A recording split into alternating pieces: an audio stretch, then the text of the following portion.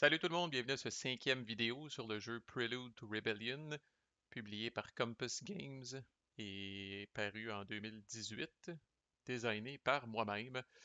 Dans ce vidéo, on va voir le petit bout qui vous reste, le petit bout qui vous manque là, pour être capable là, de shiner sur cette track-là qu'on appelle la track des organisations. Fait que comment on peut créer des organisations à l'intérieur des comtés pour se positionner avantageusement sur cette quatrième scoring tracks maintenant qu'on a vu comment se débrouiller avec les trois autres. Avant de parler, puis vous l'avez vu dans le titre du vidéo, là, avant de parler de la création d'organisations comme telle, la création des organisations utilise une mécanique un petit peu plus universelle dans le jeu qu'on appelle des checks de mobilisation, donc des mobilization checks en bon français. Et cette mécanique-là va être utilisée effectivement à outrance pour créer des organisations, mais on peut aussi la retrouver sur des événements et on peut aussi l'utiliser pour d'autres trucs qu'on va faire moins souvent. Fait que je vais d'abord vous expliquer c'est quoi un check de mobilisation, qu'est-ce que ça mange en hiver, comme on dit en bon québécois, comment on fait ça. Puis après ça, là, je vais vous montrer comment vous pouvez utiliser ces checks de mobilisation-là pour créer des organisations. Fait qu'un check de mobilisation va toujours utiliser deux choses. D'abord, c'est quoi? Un check de mobilisation, c'est pour savoir si les gens dans un comté sont suffisamment en amour avec votre faction, on va le dire comme ça, là, pour faire là, une action qui demande un peu plus là, d'engouement puis un peu plus d'enthousiasme. Fait que il y a une partie aléatoire, comme on va le voir, là, mais vous pouvez définitivement influencer cette partie aléatoire-là pour mettre toutes les chances de votre côté pour que ce soit un succès, là. Fait qu'un check de mobilisation un check de mobilisation va toujours avoir lieu dans un comté en particulier.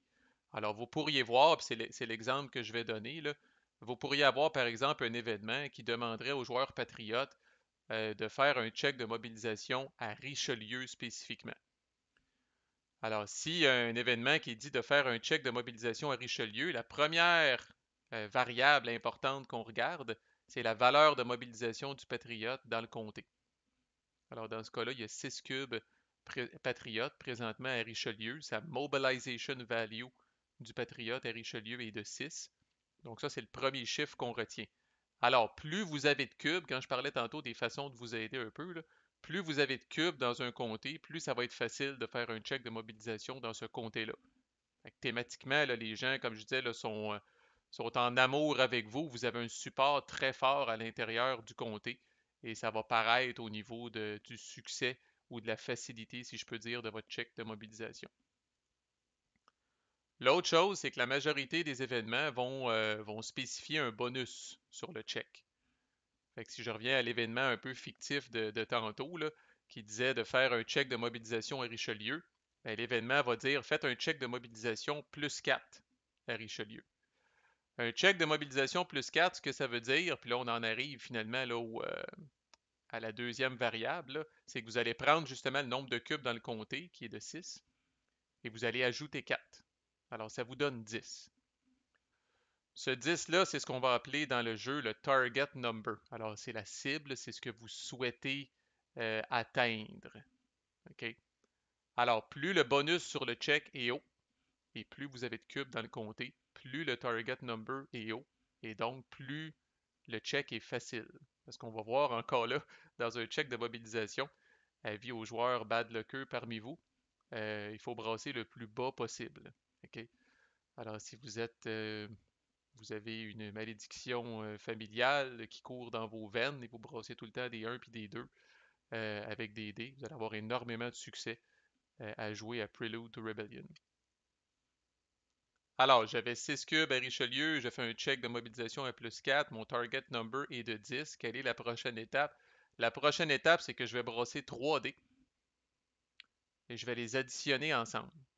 Et ce que je souhaite de tout mon cœur, dans ce cas-là, c'est de brasser 10 ou moins avec 3 dés. Alors, j'y vais live devant vous. Vous allez voir ma luck ou ma bad luck. Alors, je brasse les 3D. Je pointe 6, 4 et 2. On le voit aussi dans le log, là, dans le code vassal, là. Alors, j'ai 12. Alors, c'est supérieur à 10. Alors, qu'est-ce qui arrive? Est-ce que pauvre de moi, j'échoue?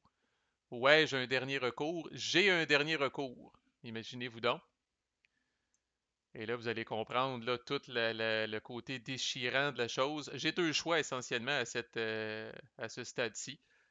Soit que j'avale la pilule et que je dis, bon, ben, le check est un échec. Alors, peu importe là, si c'est un événement, là, je vais suivre les instructions si ça parle d'un échec. Mais là, le check, là, as is, est un échec.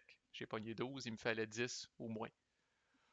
Ou je peux décider de dépenser des points d'opportunité.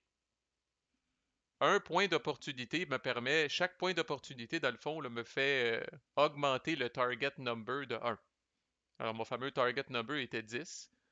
Alors, si je viens dépenser 2 points d'opportunité, j'augmente le target number à 12 et le check soudainement devient un succès.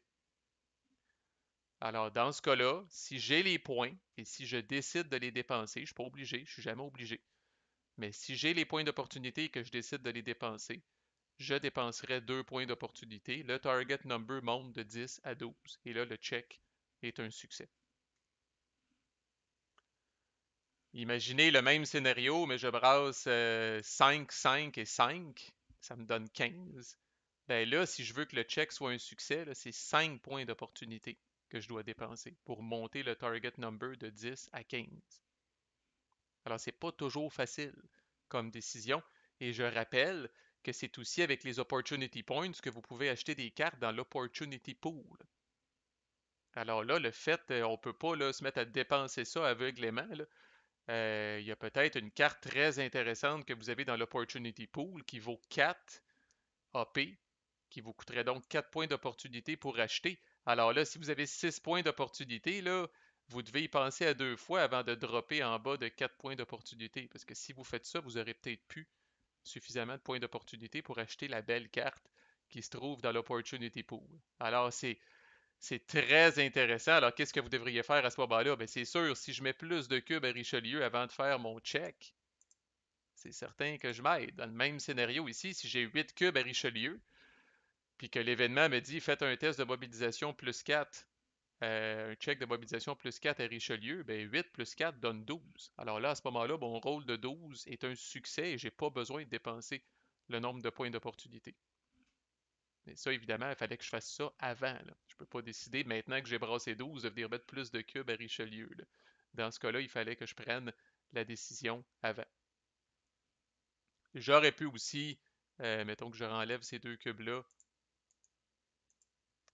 à Richelieu, j'aurais pu aussi être chanceux puis brasser 8, par exemple, ici. Alors même avec un target number de 10, c'est un succès. Ah, c'est une bonne occasion de rappeler là, pour ceux qui aiment avoir un peu plus de contrôle là, sur le carreau et les dés dans leur game. C'est une bonne occasion de rappeler là, que la moyenne quand on brasse 3 dés, c'est vraiment 10,5. Alors attendez-vous de pogner en moyenne 10, 11 quand vous allez brasser 3 dés. Alors c'est certain que si vous essayez toujours des checks de mobilisation avec des target numbers de 6 ou de 8, criez-moi pas des bêtises dans les commentaires comme quoi il y a beaucoup de luck dans le jeu puis vous n'êtes jamais capable. Là, 6 ou 8, vous vous aidez pas tellement. Là. Shootez pour 10 ou 11, puis si vous brassez comme moi 12, 13, 14, 15, ben là, je vais compatir un peu plus avec votre bad luck. OK, ça c'est les checks de mobilisation de manière générale. Quand on veut créer des organisations, on va faire un check de mobilisation. Alors, c'est pas pour rien que les deux mécaniques sont dans le même vidéo. D'abord, un peu de, parce qu'on aime ça, un peu de thème, puis un peu de flavor pour vous aider à comprendre. Dans la vraie vie, historiquement, les factions ont commencé par se créer des organisations là, qui avaient des noms à coucher dehors, là, puis que je vous épargne ces noms-là. Là. C'est pour ça que j'ai préféré garder un nom universel et générique, puis appeler ça des organisations. Là. Mais ça peut être le comité de ci, puis l'association de ça. Là. Et ça avait toutes sortes de noms. Là. Mais essentiellement, dans le jeu, il y a des organisations urbaines et il y a des organisations rurales. Vous aurez deviné que les organisations urbaines sont à Montréal ou Québec, les organisations rurales sont dans les comtés ruraux. Une faction doit absolument avoir une organisation urbaine avant de commencer à faire des organisations rurales. Alors, dans la vraie vie, là, c'est les villes qui ont commencé à s'organiser, qui ont commencé à faire encore là, des comités là, pour décider des grandes stratégies de leur faction. Et après ça, les campagnes, les comtés ruraux, se sont eux-mêmes créés des mini-comités puis des mini-associations qui recevaient, là, si on veut, leurs ordres des grandes villes par rapport, là, puis leurs informations par rapport à comment se dessinait le conflit puis quelles étaient les prochaines stratégies de leur camp. Donc, c'est sûr et certain que vous soyez patriote ou loyal, c'est sûr et certain que la première organisation que vous allez créer va être dans une ville. Petite asymétrie, parce qu'on aime toujours ça. Les deux camps peuvent avoir une organisation urbaine à Montréal. Par contre, seul le loyal peut avoir une organisation urbaine à Québec. Il n'y avait tout simplement pas suffisamment là, de racines ou de supports patriotes à Québec, là. Alors même si vous mettez plein de cubes à Québec comme patriote, vous ne serez jamais capable de créer une organisation urbaine à Québec. Alors comme on voit, il n'y a pas de ce qu'on appelle un placeholder d'organisation. Là, il n'y en a pas à Québec pour le patriote. Alors le patriote, s'il veut commencer à créer des organisations, il va devoir nécessairement en créer une à Montréal.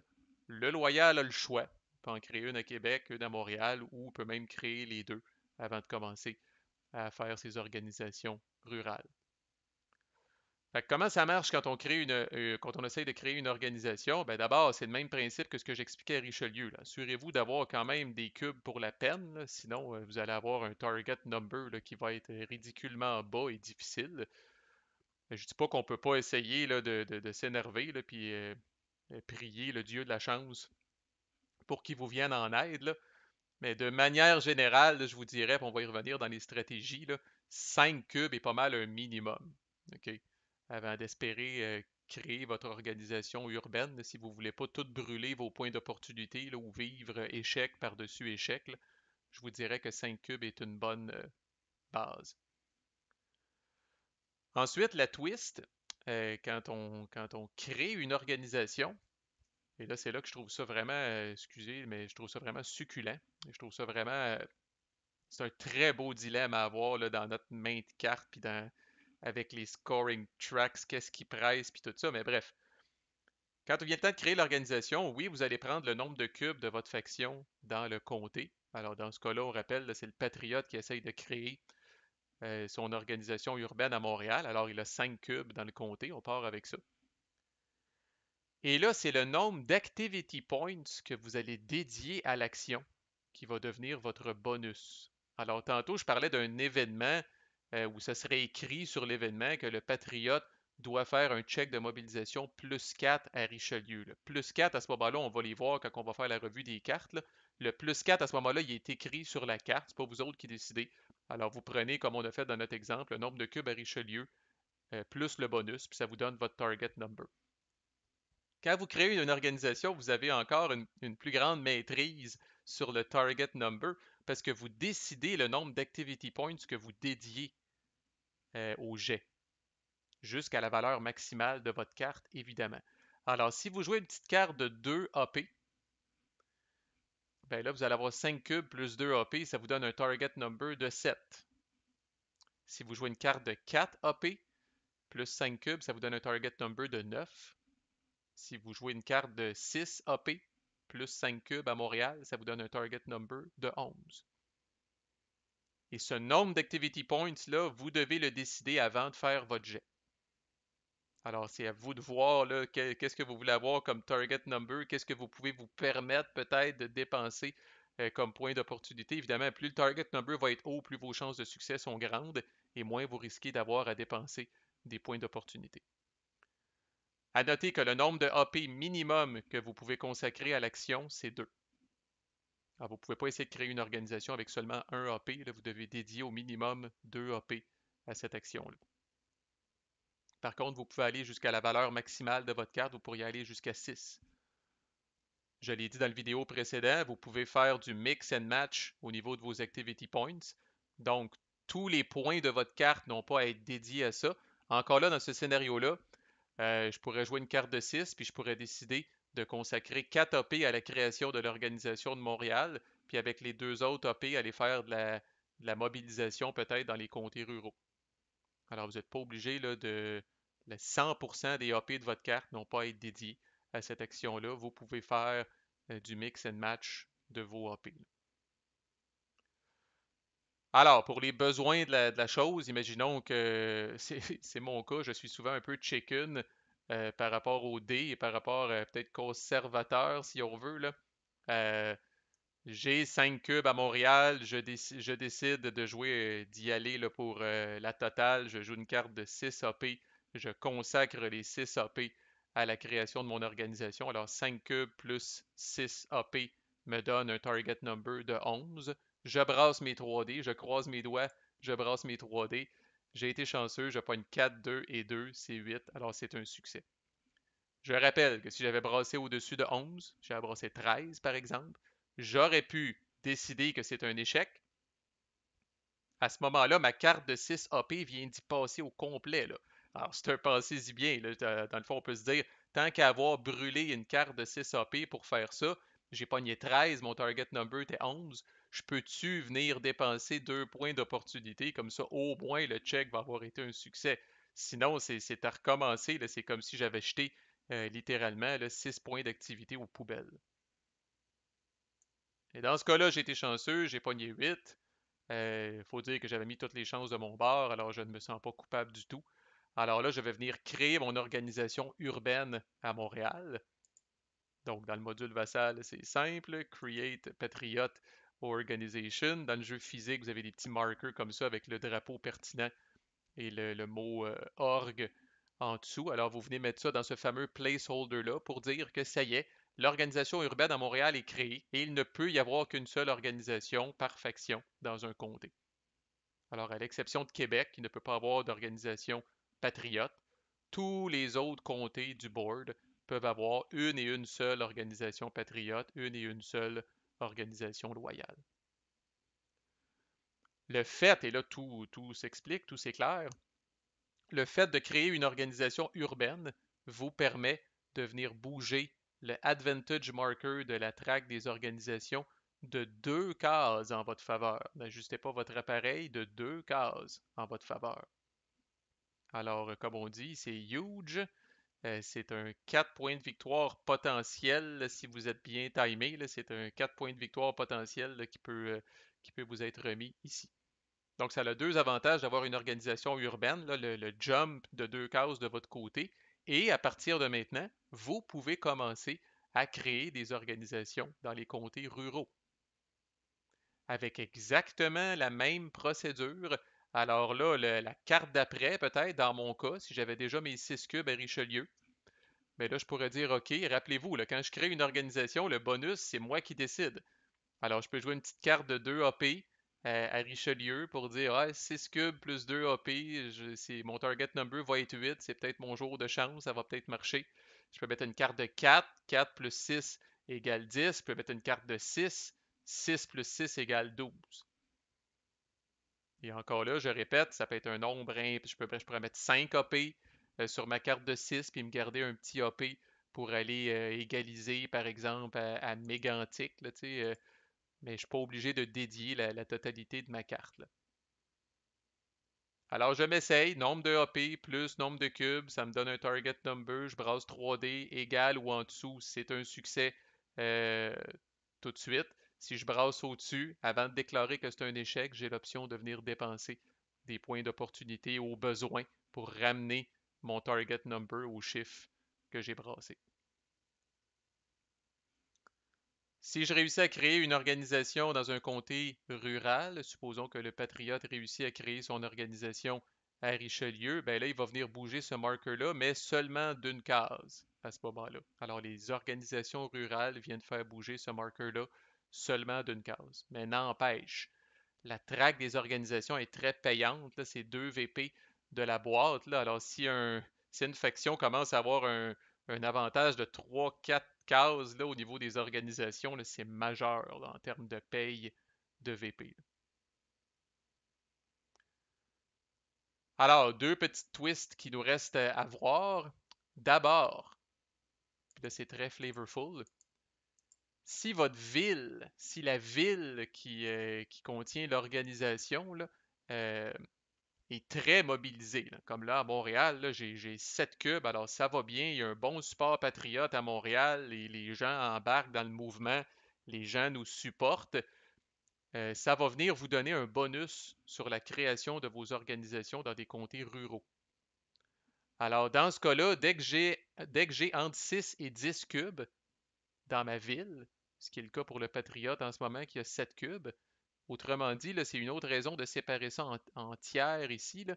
Dès que je suis dans ce tiers-là ici, j'ai un bonus de +1 à la création de mes organisations rurales. Alors, supposons que finalement l'organisation de Richelieu n'est pas créée. J'essaye de créer mon organisation rurale à Richelieu. J'ai 6 cubes. Plus, mettons, je joue une carte de 4 AP, je les dédie tous à la création de l'organisation. Alors 6 plus 4, normalement, me donne 10. Mais étant donné que Montréal est très mobilisé, là, a entre 6 et 10 cubes, je viens mettre un +1 additionnel là-dessus. Alors 6 plus 4 plus 1, mon target number finalement est de 11 à Richelieu. Et dans le cas où Montréal est extrêmement mobilisé, là, 11 ou plus, ce bonus-là augmente à +2. Alors, c'est intéressant parce que même une fois que votre organisation urbaine est créée à Montréal, il y a quand même un avantage certain à avoir beaucoup de cubes à Montréal parce que ça va venir vous donner là, ces petits +1, +2 là qui s'ajoutent quand vous créez des organisations rurales. Là. Vous allez voir que ça paraît. Là. Ça vous permet de sauver des points d'opportunité, ça vous permet de dédier moins d'activity points à la création de ces organisations-là, puis donc ça vous laisse plus d'activity points pour faire autre chose. Mais rappelez-vous, ça va ensemble, plus vous avez de cubes à Montréal, plus vous allez en perdre quand la traque des comtés urbains va scorer et que l'attrition va passer. Là. Alors, vous ne resterez pas à 11 plus cubes très longtemps. Là. Dans ce scénario-là, si la traque des comtés urbains score, le Patriote perd 3 cubes à Montréal. Alors là, il se retrouve à 8 cubes et pour remonter à 11 cubes, c'est quand même difficile. À toutes les fois que la traque des comtés urbains va scorer, elle va venir éroder le support des deux joueurs, là, pas juste du Patriote, là. Elle va venir éroder le support des deux joueurs. Alors c'est un travail constant là, de garder le feu allumé. Alors ce bonus-là, en lien avec l'organisation urbaine, là, ce bonus-là est uniquement pour les checks de mobilisation pour créer des organisations rurales.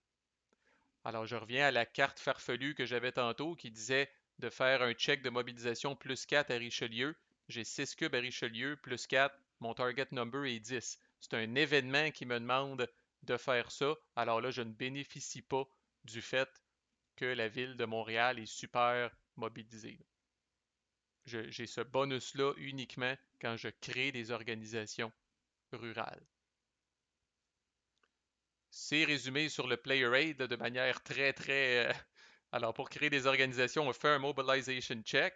Le target number, c'est la valeur de mobilisation du comté que vous ciblez, donc le nombre de cubes, plus le nombre de AP que vous dépensez, minimum 2, comme je disais tantôt.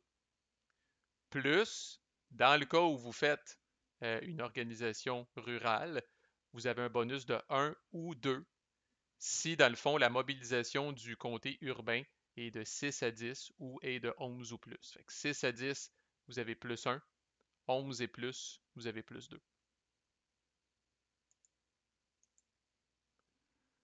Petit perk que le loyal peut avoir, c'est que rappelez-vous, le loyal peut avoir deux organisations dans les villes.